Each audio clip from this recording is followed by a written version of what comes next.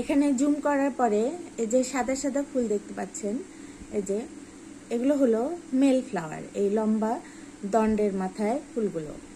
আর female flower থাকে এই যে এরকম, এখানে বোঝানো খুব মুশকিল যেহেতু খুবই ছোট। এখানে এই যে যেটা মুক্তা ঝুরি বা 3-seeded মার্কারি বলা হয়, এই যে এর ভিতরে যে 3টা ফলের মতো থাকে,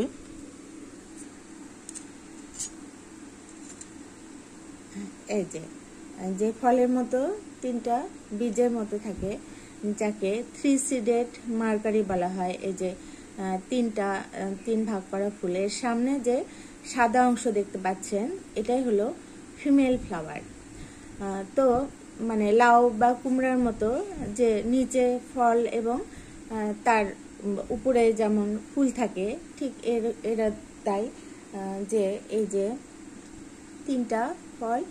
আর মুক্তা ঝুরিও নাম এই কারণে, এই যে ঝুরির মতো একটা সুন্দর ঝুরির মতো একটা গঠন এবং তার ভিতরে 3টা পারদদানা, মানে 3-seeded মার্কারি। তো এই জন্য আমরা এটাকে মুক্তা ঝুরি বলি, যে মুক্তা যেন সাজানো আছে এই ছোট বাটিটার মধ্যে। এর আরেক নাম শ্বেত বসন্ত, সম্ভবত এর সাদা পুরুষ ফুলের জন্যে।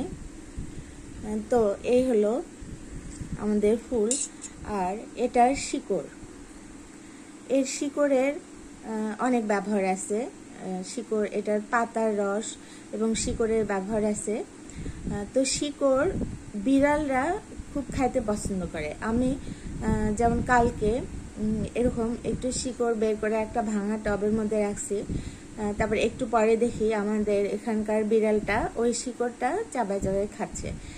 সেটা আমি ভিডিও করছি এবং ভিডিওর শেষ অংশে সেটা দেখাবো।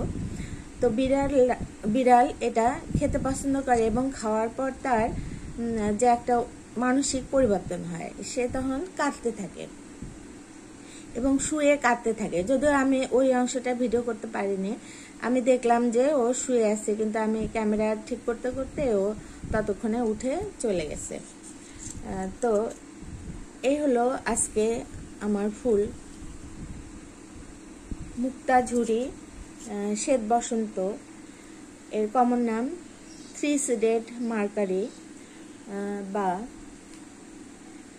এটার সায়েন্টিফিক নাম অ্যাকালিফা ইন্ডিকা।